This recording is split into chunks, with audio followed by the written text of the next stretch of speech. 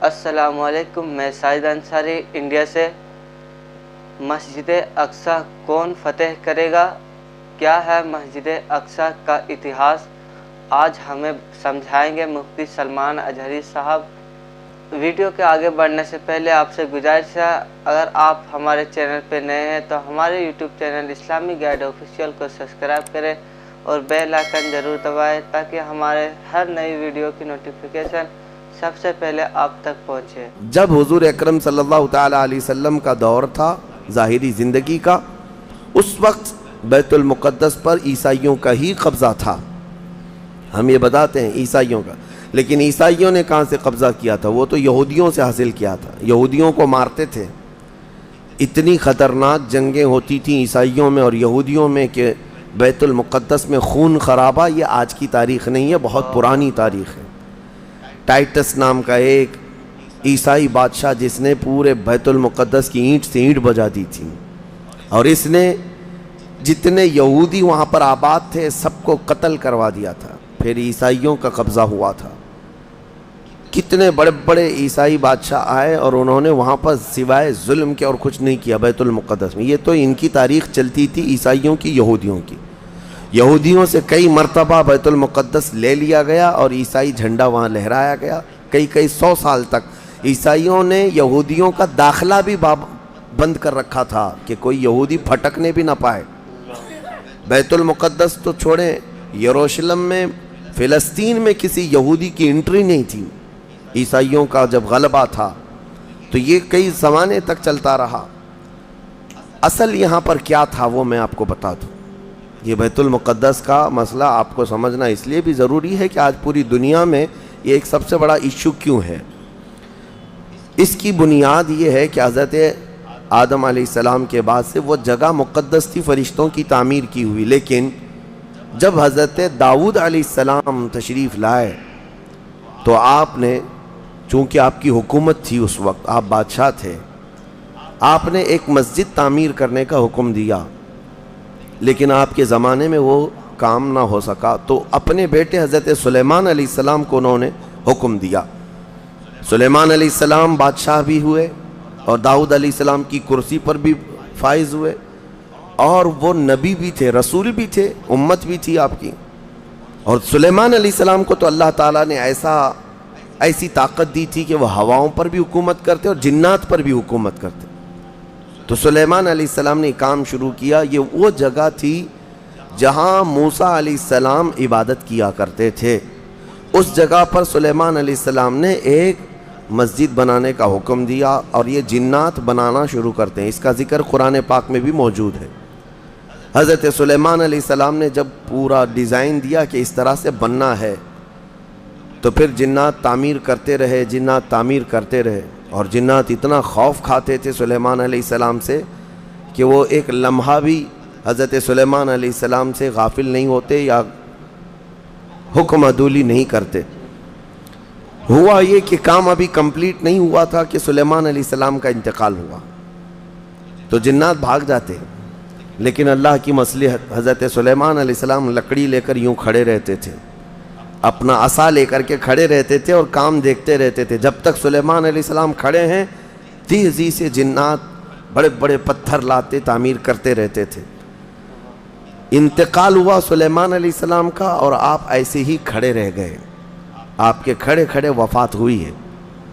और इस तरह सुलेमान अलैहिस्सलाम की वफ़ात को सालों गुजर गए, लेकिन आप वहाँ से हटे नहीं, क्योंकि काम चल रहा था।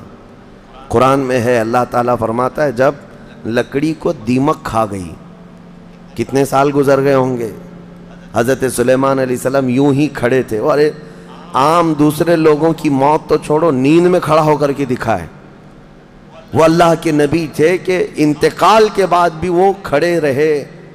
रिवायतों में है कई सालों तक, 10 सालों तक आप खड़े रहे। और उसके बाद दीमक खा गई लकड़ी को, तो लकड़ी टूट गई। तब सुलेमान अलैहिस्सलाम ज़मीन पर आ गिरे। जिन्नात उसी वक्त जान गए कि ये तो इंतकाल कर गए। तब तक बैतुल मुक़द्दस का काम कंप्लीट हो गया था, जिन्नात भाग गए सब। ये तामीर, इसको असल में बैतुल मुक़द्दस नहीं कहा जाता था उस वक्त, ये हैकल सुलेमानी, ये یہودیوں کے عقیدے کے اعتبار سے فرسٹ ٹیمپل ہے، پہلا مندر یا پہلی مسجد جو بھی ہے مقدس تھی۔ یہ ہیکل سلیمانی جو سلیمان علیہ السلام نے جنات سے بنایا تھا، اور سلیمان علیہ السلام کی کرسی جہاں لگتی تھی اس وقت حضرت سلیمان علیہ السلام نے جنات اور سرکش لوگوں سے اور جادوگر لوگوں سے سب چیزیں جادو کی چھین کر اپنی کرسی کے نیچے دفن کر دیا تھا، سب ختم کیا تھا کہ کوئی جادو ٹونا یہ سب چیزیں نہ ہوں، کیونکہ یہودی جادو کے پیچھے بہت بھاگتے تھے، صرف جادو میں ہی دن رات۔ آپ نے سب دفن کیا، اور اس کے بعد آپ کے انتقال کے بعد سالوں بیتے اور اسی طرح سے رہے۔ لیکن پھر یہ ہیکل سلیمانی کو ایک بادشاہ آیا جو عراق کا رہنے والا تھا، اس کی یہودیوں سے دشمنی تھی، اس نے ایسا حملہ کیا کہ پورے ہیکل کو توڑ ڈالا، یعنی جو جنات کا بنایا ہوا تھا اس کو مکمل طور سے مسمار کر دیا، ایک دیوار باقی رہ گئی، ایک دیوار باقی رہ گئی، جہاں جا کر کے آج یہ یہودی روتے ہیں، دیوار گریا اس کو کہتے ہیں، وہ اس زمانے کی ایک باقی رہ گئی، باقی پورا ہیکل گرا دیا۔ زمانہ بیت گیا، یہودی اس بات پر روتے رہے کہ ان کو مارا گیا، قتل کیا گیا، پھر عیسائیوں کا اس پر قبضہ رہا، پھر عیسائیوں سے یہودیوں نے ایک بار پھر حاصل کیا، پھر دوبارہ یہ ٹائٹس کے زمانے میں عیسائیوں نے مار کر کے پورے یہودیوں کو خون خون کر دیا، اور پھر بیت المقدس کچھ نہیں تھا، ایک دیوار تھی، ایک دوسری وہاں پر ایک چھوٹی سی عمارت بنائی گئی، اس عمارت کو یہ سیکنڈ ٹیمپل کہتے ہیں، سیکنڈ ٹیمپل، یہ دوسرا مندر، اور اسی کو عبادت گاہ بنا کر چلتے رہے۔ زمانہ بیتا یہاں تک کہ حضور صلی اللہ تعالیٰ علیہ وسلم کی نبوت کا اعلان ہوا، پھر اس کے بعد 23 سال گزرے، پھر آپ کی وفات کے بعد صدیق اکبر کا زمانہ آیا، پھر سیدنا عمر فاروق کا زمانہ آیا۔ تقریباً یہ 26-28 ہجری کی بات ہے، حضرت عمر کے دور میں، پھر حضرت عمر فاروق کے دور میں جو فتوحات ہو رہی تھی، اسلام پھیلتا جا رہا تھا، تب صحابہ کے ایک لشکر کو حضرت عمر نے فلسطین بھی بھیجا، جس میں حضرت ابو عبیدہ بن جراح بھی تھے۔ تو ان صحابہ نے اس چھوٹے سے لشکر کو لے کر فلسطین کا معرکہ ایسا سر کیا کہ یہ عیسائی سب جان چکے تھے حالات کیا چل رہے ہیں، سیرنڈر ہو گئے اور کہا ہم جو ہے یہ بیت المقدس کی ساری چابیاں آپ کے حوالے کرتے ہیں، لیکن ایک شرط ہے کہ ہم آپ کے ہاتھ میں نہیں دیں گے بلکہ مسلمانوں کے امیر المومنین کے ہاتھ میں دیں گے، وہ آئیں ہمارے پاس۔ تو وہاں جو صحابہ تھے انہوں نے خط لکھ کر بھیجا حضرت عمر کو، حضرت عمر مدینے میں تھے، کہا ٹھیک ہے میں آ رہا ہوں۔ قبلہ اول مسلمانوں کے ہاتھ میں تھا، بیت المقدس آ رہا تھا، سیدنا عمر فاروق مدینے سے چل پڑے، ایک غلام کے ساتھ نکلیں اور ایک سواری ہے، ایک خچر ہے، اور دونوں بھی کس انداز سے جا رہے ہیں، ایسا امیر المومنین جس کے رعب سے قیصر و کسریٰ کانپتے تھے، لڑائی کی کسی کے اندر مجال نہیں تھی، وہ ایک خچر کے سواری پر اتنا لمبا سفر طے کر رہے ہیں، وہ بھی غلام سے یہ طے کر رکھا ہے 1 میل میں بیٹھوں گا، 1 میل تو بیٹھنا، ہاں تو رسی پکڑ کے چلے گا 1 میل تک، اور اس کے بعد جب تو بیٹھے گا تو میں رسی پکڑ کے چلوں گا 1 میل تک، اس طرح سے تو سفر طے کیا۔ جب فلسطین پہنچ رہے تھے اور اس وقت لوگوں میں خبر تھی کہ امیر المومنین آ رہے ہیں، تو لوگ دیکھنے کے لیے شہر سے بھاگے بھاگے باہر آئے۔ اتفاق ایسا کہ اس وقت خچر گھوڑے پر بیٹھنے کی باری غلام کی تھی اور نکیل رسی حضرت عمر کے ہاتھ میں تھی۔ دوڑے ہوئے لوگ آئے جو نہیں پہچانتے تھے، عیسائیوں نے امیر المومنین کہہ کر اس غلام کا استقبال کیا کہ تشریف لائیں۔ تب جو صحابہ تھے وہاں پر انہوں نے پکار کر کہا نادانو، وہ امیر المومنین نہیں، رسی پکڑا ہوا امیر المومنین ہے، یہ امیر المومنین ہے۔ پہلی مرتبہ ان اعلیٰ اخلاق و کردار کو عیسائیوں نے دیکھا تھا کہ وقت کا خلیفہ کوئی گھوڑے کی رسی پکڑ کر کے بھی چلتا ہے، تو بہت متاثر ہوئے، اور اس کے بعد بنا کسی جنگ کے حضرت عمر فاروق رضی اللہ تعالیٰ عنہ بیت المقدس میں داخل ہوئے، اور ان عیسائیوں نے جو کچھ بھی وہاں پر کیا تھا اس کو نکالا۔ پھر حضرت عمر فاروق رضی اللہ تعالیٰ عنہ نے پہلی اذان دینے کا حکم فرمایا، وہ ظہر کی اذان تھی، آپ نے وہاں پر نماز پڑھائی۔ پھر اس کے بعد یہ سلسلہ چلتا رہا، اب اس میں تفصیل ہے، عیسائیوں کو اسی طرح ہم بھی بھگاتے، مسلمان بھی بھگاتے جیسے یہ یہودیوں کو بھگاتے تھے، تو انہیں آج بولنا چاہیے تھا کہ مسلمانوں نے زبردستی قبضہ کیا۔ حضرت عمر فاروق کا عام اعلان تھا کہ جو یہاں پر رہنا چاہے اس کے لیے کھلی آزادی ہے، حتیٰ کہ عیسائیوں کا چرچ بھی تھا پرانا، حضرت عمر نے کہا اس کو توڑا نہ جائے، اس میں عبادت جو ہوتی ہے ان کو اپنی عبادت کرنے دیا جائے۔ حضرت عمر چاہتے تو اینٹ سے اینٹ بجا دیتے، نکال کر صاف کر دیتے، لیکن آپ نے کھلی اجازت دی، اور عیسائی ویسے ہی باقی رہے۔ 400 سال تک یہ سلسلہ چلتا رہا۔ پھر فاطمی دور آیا، یعنی بنو عباس کی خلافت ختم ہوئی، فاطمیوں کا غلغلہ تھا، انہوں نے خلافت سنبھالی لیکن وہ مضبوط نہیں تھے، کمزور خلیفہ آئے، جس کی وجہ سے صلیبی طاقتیں جتنی بھی تھیں سب آ کر کے اس خلیفہ پر قبضہ جما لیا، اور بیت المقدس میں اجازت پہلے مانگ لی کہ ہمیں آنے جانے کی اجازت دی جائے۔ جب آنے جانے کی اجازت مل گئی تو پورے علاقے پر زبردستی غاصب قبضہ کر کے وہاں سے سارے مسلمانوں کو ختم کر دیا، بہت مسلمانوں کا قتل کیا۔ فلسطین کی سرزمین یہودیوں کے قتل سے بھی بھری ہے، مسلمانوں کے قتل سے بھی بھری ہے، اور یہودیوں نے عیسائیوں کا بھی قتل کیا ہے، لیکن مسلمانوں کا قتل عام کر کے یہ زبردستی فائز ہوئے ہیں کہ اس پہ بیت المقدس پر یہ قبضہ جو ہے 87 ایئرز تک چلتا رہا، 87 سال تک۔ یہ اس وقت کا المیہ تھا کہ مسلمان خلیفے تھے، گورنر تھے، بہت سارے حکمران تھے، رونا روتے تھے لیکن کوئی آگے بڑھنے کو تیار نہیں تھا۔ کردستان کا ایک شہزادہ صلاح الدین ایوبی جو نور الدین زنگی کے شاگرد تھے اور ان کی فوج کے سپاہی تھے، ان کو یہ روزانہ خبریں تھی کہ بیت المقدس میں سب کچھ اجاڑ دیا گیا ہے، مسلمانوں کی اذان بند ہے، وہاں نہ جمعہ کا خطبہ ہو سکتا ہے، نہ ہی عبادت کے لیے وہاں پر نماز پڑھی جا سکتی ہے۔ ایک دن گزر رہے تھے، انہوں نے ایک لکڑی کا ممبر بنوایا اور پھر عزم کر لیا کہ یہ ممبر میں بیت المقدس میں رکھ کر کے رہوں گا اور اس سے خطبہ دیا جائے گا۔ وہ ان کا عزم تھا اور اس پر لے کر کے چلتے رہے۔ تقریباً آپ نے 17 جنگیں لڑی ہیں، 17 جنگیں لڑی، اور صلاح الدین ایوبی کو جو درپیش مسائل تھے وہ کہا گیا ہے کہ پہلے تو انہوں نے جو روڈ میپ بنایا تھا اس حساب سے ان کو 2 سال کے اندر یہ جنگوں میں فتح کر لینا تھا، 2 سے 4 سال کے اندر ان کے دماغ میں یہ تھا کہ بیت المقدس کو میں حاصل کر لوں گا، لیکن فرماتے ہیں کہ اپنوں کی مخالفت اتنی تھی، جگہ جگہ سے کوئی مسلمان بیٹھا ہوا ہے، نواب بیٹھا ہے، کہیں کوئی کسی چھوٹے علاقے کا خلیفہ، کوئی گورنر، سب پکڑ پکڑ کر کے ان کی ٹانگ کھینچیں، ان کے فوجیوں میں ورغلائیں اور الگ الگ وسوسے ڈالیں، جس کی وجہ سے پہلے اپنوں سے بھڑتے بھڑتے آپ کو 18 سال لگ گئے۔ بیت المقدس پھر پہنچے، صلیبیوں سے معرکہ آرائیاں ہوتی رہیں، پھر وہ 87 سال کے بعد صلاح الدین ایوبی نے دوبارہ بیت المقدس کو ان عیسائیوں سے پاک کیا، اور آپ نے وہ ممبر وہاں پر لگایا اور تاریخی خطبہ عطا کیا تھا۔ اس کے بعد وہ بیمار ہو گئے صلاح الدین ایوبی رحمۃ اللہ تعالیٰ علیہ۔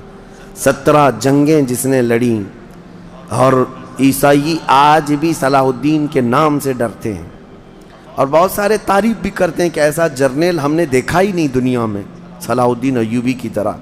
وہ خون کا پیاسا نہیں تھا، وہ امن کا پیاسا تھا۔ کتنے تو قیدی ایسے آتے تھے جن کو وہ صرف ایگریمنٹ کر کے آزاد کر دیتا۔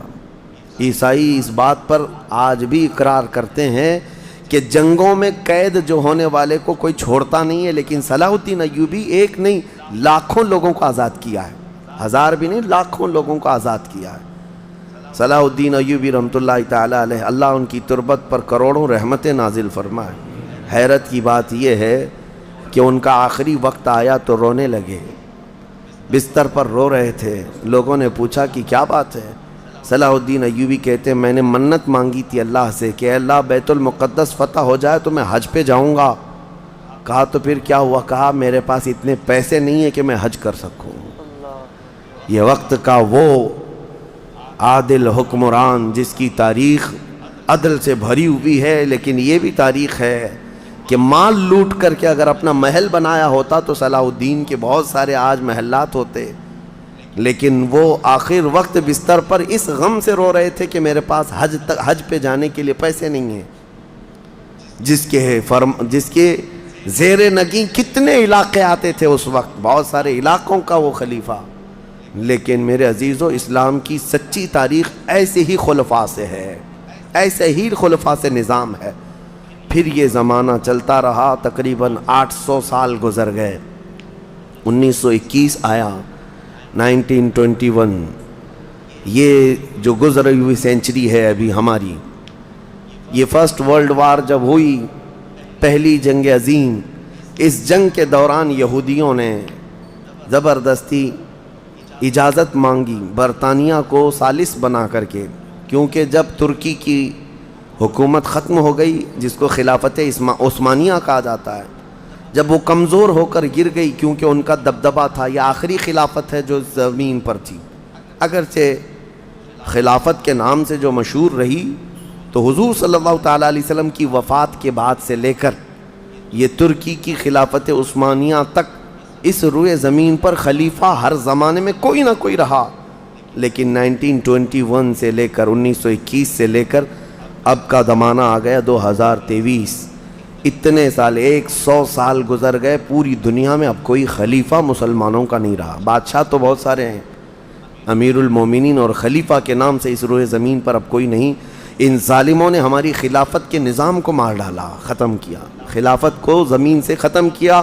اب لوگوں کو نیا لگتا ہے کہ خلافت کا مطلب کیا ہے. خلافت ایک نظام ہے، پورا نظام ہے.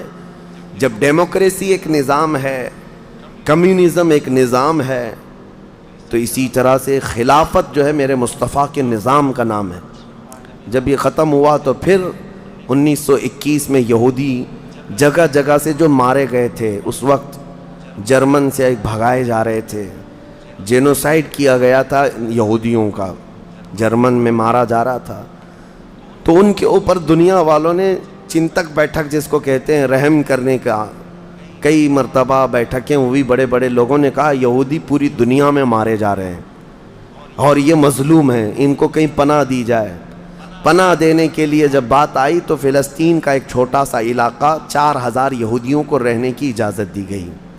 1921 سے 4000 یہودیوں کو رہنے کی اجازت دی گئی. اور پھر جب وہ 4000 یہودی رہے تو بڑھتے بڑھتے دنیا بھر سے لوگ ہجرت کر کے یہودی وہاں جاتے رہے. اور تقریباً 1948 1947 1947 جب ہمارے ہاں آزادی کا مسئلہ چل رہا تھا، تب تک یہودی جو ہے لاکھوں کی تعداد میں وہاں جمع ہو چکے تھے. اور جمع ہو کر کے ان لوگوں نے، اور اسی وقت ہٹلر کا دور بھی ختم ہوا تھا اور ہٹلر نے ان کو بہت مارا تھا، جس کو ہولوکاسٹ کہا جاتا ہے، اور بہت زیادہ ظلم کیا تھا. تو یہ سب بھاگ کر کے فلسطین میں جمع ہوئے اور پھر ایک ایگریمنٹ سائن کروا لیا گیا دنیا کی بڑی بڑی طاقتوں سے کہ یہ اسرائیل ایک کنٹری ہے. فلسطین کو 2 حصوں میں بانٹ دیا گیا، آدھا عربوں میں، آدھا یہودیوں میں. فلسطین کے 2 حصے کر دیے. تو آدھا یہودیوں کو ملا تو ٹھیک ہے، لیکن اس کے غصے میں عربوں میں جنگ شروع ہوئی. 1948 کے بعد پھر جنگوں کا آغاز ہو گیا. جارڈن، سیریا، مصر، ان لوگوں نے اسرائیل کے ساتھ، انہوں نے نئی کنٹری کا نام اسرائیل رکھا تھا، جنگ کیا. جب جنگ کرتے رہے، اسرائیل اپنے پیر پھیلاتا رہا اور آگے بڑھتا رہا، کیونکہ اس وقت ان عربوں کے اندر یا جدید ہتھیار نہیں تھے. اسرائیل کو فلی طور پر امریکہ کا سپورٹ تھا، UK کا سپورٹ تھا، یورپ کا سپورٹ تھا. ان تینوں ملکوں کے ساتھ بڑی خوفناک جنگوں میں ان کو پیچھے ڈھکیل دیا گیا، بلکہ جو صحرائے سینا تھا مصر کا، وہ بھی اسرائیل نے قبضہ کر لیا. طور سینا جس کو کہتے ہیں، کوہ طور، وہ بھی ان کے لیے مقدس تھا، وہ بھی حاصل کر لیا. پھر اس کے بعد دوسری جنگ بھی ہوئی تھی مصر کی، تب مصر نے وہ علاقہ واپس لیا اور اسرائیل کو سمیٹنے کی کوشش کرتے رہے. 3 بڑی جنگوں میں ہوا یہ کہ جب جنگ ہوتی رہی، اسرائیل پھیلتا رہا. پھر 1978 کے قریب یا 75 کے آس پاس اسرائیل نے پورے طور پر فلسطین کا کنٹرول اپنے ہاتھ میں لے لیا. جس میں بیت المقدس بھی چلا گیا. یہ ہے تاریخ میں آدم علیہ السلام کے زمانے سے لے کر یہاں تک کی بتا رہا ہوں, مختصر جھلکیاں. اس کے بعد سے یہودیوں نے بیت المقدس کا کنٹرول اپنے ہاتھ میں لیا, حالانکہ UN کا یہ فیصلہ ہے کہ پورے اسرائیل کو یہ خاص طور پر تنبیہ کی گئی ہے کہ صرف مسجد اقصی جو بیت المقدس ہے اس کا کنٹرول اور اس کا مینجمنٹ, اس کے انتظامات یہودیوں کے ہاتھ میں بھی نہیں رہیں گے اور وہاں کے فلسطینی مسلمانوں کے ہاتھ میں بھی نہیں رہیں گے. یہ جارڈن کی حکومت کو دیا گیا ہے. جارڈن کی حکومت, جس کو کسٹوڈین آف یہ کہا جاتا ہے بیت المقدس, وہ اس کے انتظام دیکھتی ہے, لیکن برائے نام ہے یہودیوں نے دھجیاں اڑا رکھی ہیں پورے دنیا بھر کے قوانین کی. جہاں جہاں ان کو پابندی تھی کہ یہاں نئے گھر نہیں بنائیں گے, ابھی 3-4 سال پہلے انہوں نے پورے مسلمانوں کے محلے کو ختم کر کے 200 گھر بنائے, یہودیوں کو آباد کیا. برسوں سے یہاں جو مسلمان تھے, ابھی آپ جا کر کے کبھی دیکھیں یروشلم, بیت الحم جو بیت المقدس کے آس پاس کے علاقے, رحم اللہ, 40 سال 45 سال ہو گئے دکانوں کو تالے لگے ہوئے ہیں, جالے لگے ہوئے ہیں, لیکن کھولنے کی اجازت نہیں ہے. اتنے پرانے وقت سے دکانیں بند ہیں. کہا کہ نہیں, یہودیوں کی طرف سے کوئی یہاں پر کھولنے کی اجازت نہیں ہے, مسلمانوں کے نام پر. اور اللہ کا فضل تو دیکھیں, وہ مسلمان کیسے جگرے والے لوگ ہیں. میں نے اپنی آنکھوں سے دیکھا ہے, ہر جگہ کی طبیعت کے اعتبار سے اللہ تعالیٰ مخلوق پیدا کیا ہے. ان ظالم غاصب اسرائیلیوں کو ہم نے دیکھا, یہ بندوق تانے بیت المقدس کے ہر دروازے پر کھڑے رہتے ہیں, اور مسلمانوں کا فلسطینی 8 سال کا بچہ آتا ہے, اس کی نال یوں پھینک کر کے مسجد میں اندر جاتا ہے, نماز پڑھتا ہے, پھر نکلتا ہے, اور وہ فوجی دیکھتا رہ جاتا ہے, کچھ نہیں کرتا. بسا اوقات گولیوں سے برساتے ہیں. روزانہ کا معمول یہ ہے, رات کو گولیوں کی بارش ہوئی, سمیٹ کر کے ختم کیا گیا, زخمی ہاسپٹل میں گئے, دوسرے دن دیکھا عصر کے بعد بیت المقدس کے باہر صحن جو ہے وہاں پر پھر عورتیں, بچے, سب جو روزانہ عصر سے لے کر مغرب تک اپنی روٹیاں, اپنے کھانے لے کر کے آتی ہیں, بیٹھتی ہیں. ایسا لگتا ہے یہاں کچھ ہوا ہی نہیں. مائیں بچوں کو بچپن سے یہ چیز ڈال دیتی ہیں کہ بیٹا اگر تو ابھی گھر سے گیا نماز کے لیے تو ہمیں یہ یقین نہیں ہوتا کہ تیرا جسم آئے گا کہ تیری لاش آئے گی. ہر ماں کا یہ وہاں پر جذبہ ہے, اور یہ حدیث پاک میں موجود ہے. میرے آقا صلی اللہ علیہ وسلم نے فرمایا, لا تزال طائفۃ من امتی, میری امت میں سے ایک جماعت ایسی رہے گی جو قیامت تک حق کے لیے لڑتی رہے گی, اور اللہ ان کا ناصر و مددگار ہوگا. بیت المقدس کی یہ تاریخ, آج بیت المقدس کو انہوں نے خون میں نہلا رکھا ہے. یہودیوں کا زبردستی اس پر قبضہ ہے. اب یہ چاہتے کیا ہیں, یہ بھی میں آپ کو بتا دوں. یہ چاہتے ہیں کہ یہ مسجد اقصی جو تعمیر ہوئی یہ حضرت عمر کے حکم سے ہوئی. پھر اموی خلفاء جب آئے, خلیفہ ولید بن عبد الملک, اس نے پوری مسجد بنوائی. اور یہ جو پیلا گنبد آپ دیکھتے ہیں, قبۃ الصخرہ, جو مسجد اقصی سے جس کو مشہور کیا گیا ہے, یہ قبۃ الصخرہ ہے, ڈوم آف راک جس کو کہتے ہیں. یہ اصل اس سے لگی ہوئی ہے بیت المقدس کی مسجد پرانی, اس کو شو نہیں کرتے. اس کو یہ گرا کر کے, اس کو پورا زمین بوس کر کے 3rd ٹیمپل بنانے کا پلان ہے. ان کو یہ چاہیے کہ حضرت داؤد علیہ السلام کے زمانے میں جو کام شروع ہوا تھا, سلیمان علیہ السلام نے جو مندر بنایا تھا, جو ٹیمپل بنایا تھا, ہم اس کو اسی جگہ تعمیر کریں گے. تو بیت المقدس مسجد اقصی کی دیوار سے دیوار انہیں گرانا ہے.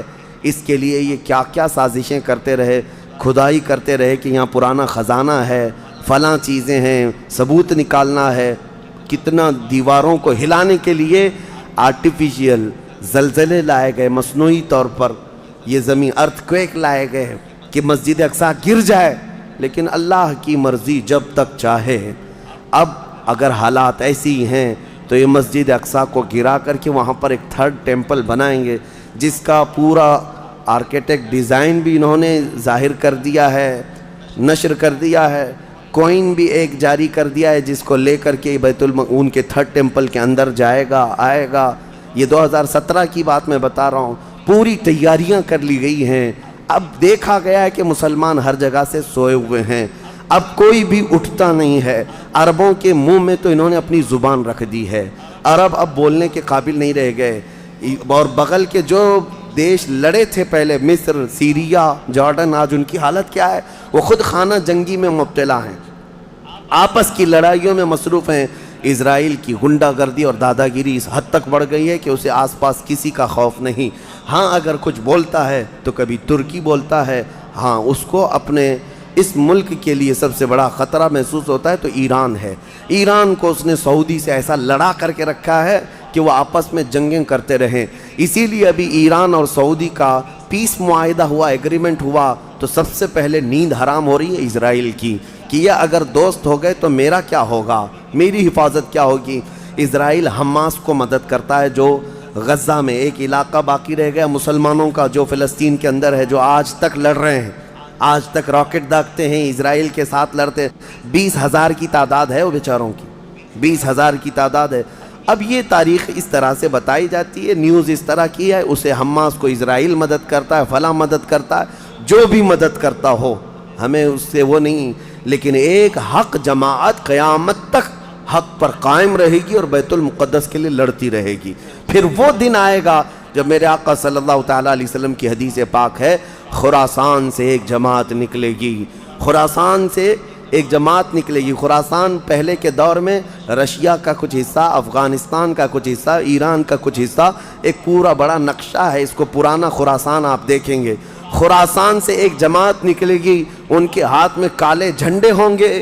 میرے آقا نے فرمایا وہ اتنی تیزی سے نکلیں گے کہ دنیا کی بڑی سی بڑی طاقت ان کا راستہ نہیں روک سکے گی، اور وہ سیدھے جھنڈے لے جا کر کے بیت المقدس میں نصب کریں گے، اور پھر اسلام کا پرچم وہاں سے بلند کیا جائے گا۔ یہ قیامت کے قریب ہونا ہے۔ اب میں اس بات پر اپنی گفتگو ختم کرتا ہوں۔ دعائیں تو ہیں کہ اللہ تعالیٰ بیت المقدس کو آزاد کرے، لیکن یہودی جتنے دن ناچتے رہیں گے، دندناتے رہیں گے، ایک دن آنا ہے دنیا اوپر سے نیچے ہو جائے، نیچے سے اوپر ہو جائے، مگر میرے مصطفیٰ کا فرمان ہو کر رہے گا انشاءاللہ، اور غلبہ اسلام آ کر رہے گا۔ آج یوم القدس کے طور پر پوری دنیا میں یہ بات منائی جا رہی ہے۔ میں بچوں میں یہ انفارمیشن نقل کرنا چاہتا ہوں کہ بچوں یاد رکھو ہمارا بیت المقدس سے کیا رشتہ ہے، ہمارا کیا تعلق ہے، اور ہمارے لیے وہ کتنی عظمت والی جگہ ہے۔ اس لیے کہ آپ ہندوستان میں ہیں، دور دراز ہیں، کہیں پر بھی ہیں، لیکن روحانی رشتہ تمہارا جب مدینے سے جڑا ہے تو مدینے کے آقا کے فرمان سے بھی جڑا ہوا ہے۔ اللہ کریم ہم سب کو بیت المقدس کے محافظین میں شامل فرمائے۔ قیامت کے قریب امام مہدی کی فوج میں اللہ تعالی ہمارا شمول فرمائے۔ کریم خدا بیت المقدس کو تو آزاد فرما دے، یہودیوں کے چنگل سے اسے آزاد کر دے۔